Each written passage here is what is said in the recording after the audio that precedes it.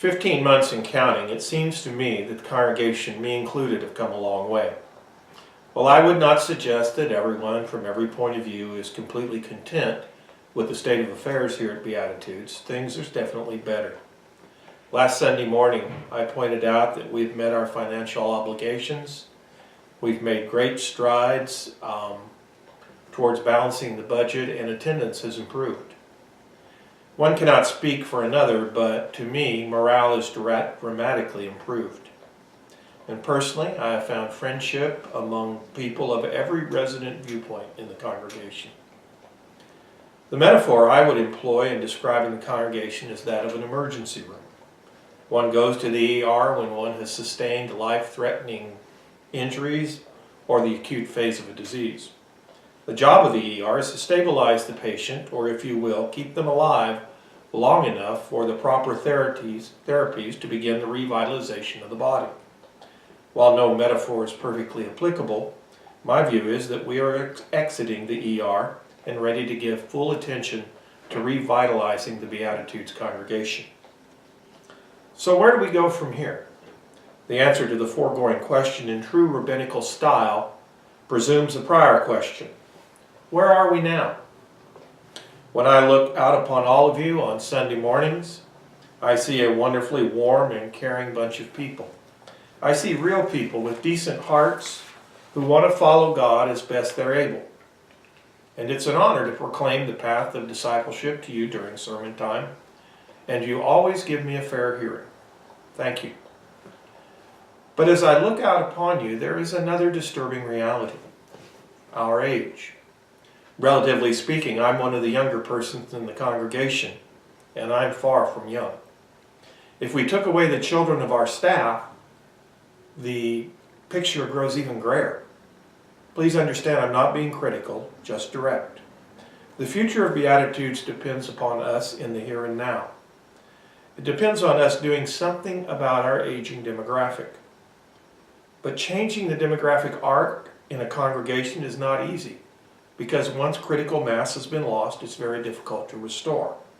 But that is, in my opinion, the pivot point for the future of the Beatitudes congregation. So where do we go from here? There are two roads we may take, and each leads to a different destination.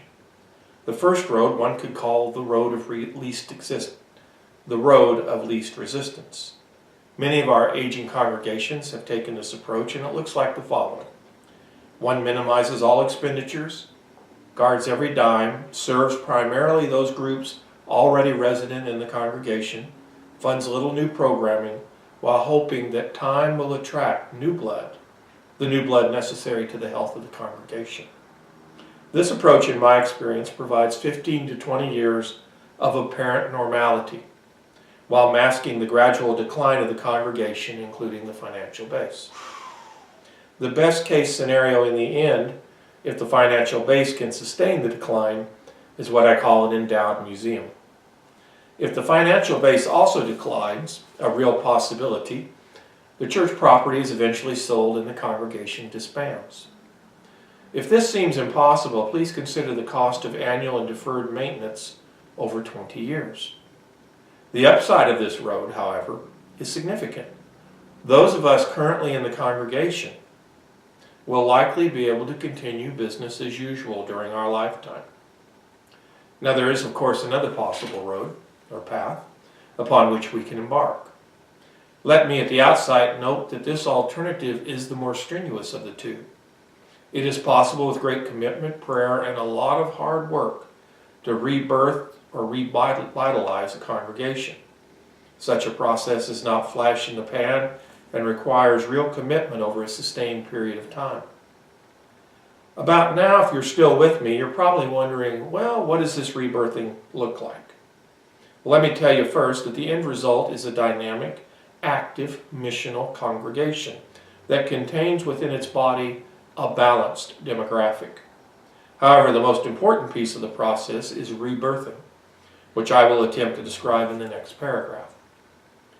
Rebirthing means going all the way back to the birth narratives of Beatitudes Church. That is all the way back to Bud Brown's barn. What was the dream, the vision, that ignited the birth and growth of the most significant United Church of Christ congregation in the western United States? Do we still believe in that vision and that dream? Or have time and circumstance forced us to amend the dream? If so, what does that dream look like today? Assuming we're still dreamers, do we possess within our hearts the fervor and commitment necessary to the task at hand? Remember that Jesus said to count the cost before you undertake to build. Over the past 50 plus years, what dynamics have developed that have undermined our progress and brought us to where we are today? How can we fix or repair the damage and move on into the future? What are we talking about?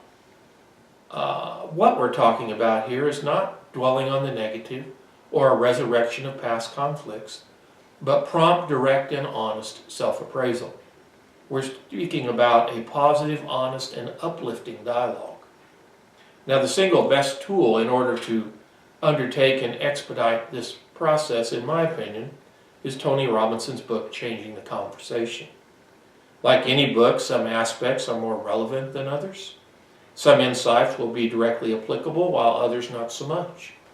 However, if the leadership and significant numbers of this congregation were to study this book and undertake to apply relevant portions of its insights, I believe the Beatitudes congregation could successfully begin the process of rebirth. The truth is that the rebirthing process is broader and deeper than a typical interim ministry, and this needs to be acknowledged up front. As recently as last Sunday morning, I made the point that Beatitudes needs to call as their next senior minister a leader, not just a manager. Yes, I know we want both, but no one person has every skill set and brings every skill to the position, and that certainly includes senior ministers. Beatitudes already has a great manager on staff, so the bias needs to be towards a leader, and leaders are very difficult to find. It would be critical that Beatitudes find a man or woman with both an understanding and willingness to continue the rebirthing process, for nothing else and nothing less will lead to success. Now, please understand that this article, like all the others that I write, is intended as a dialogical document. Nothing is written in stone, and your ideas and responses are critical. I invite you to stand up and to speak up. Thank you.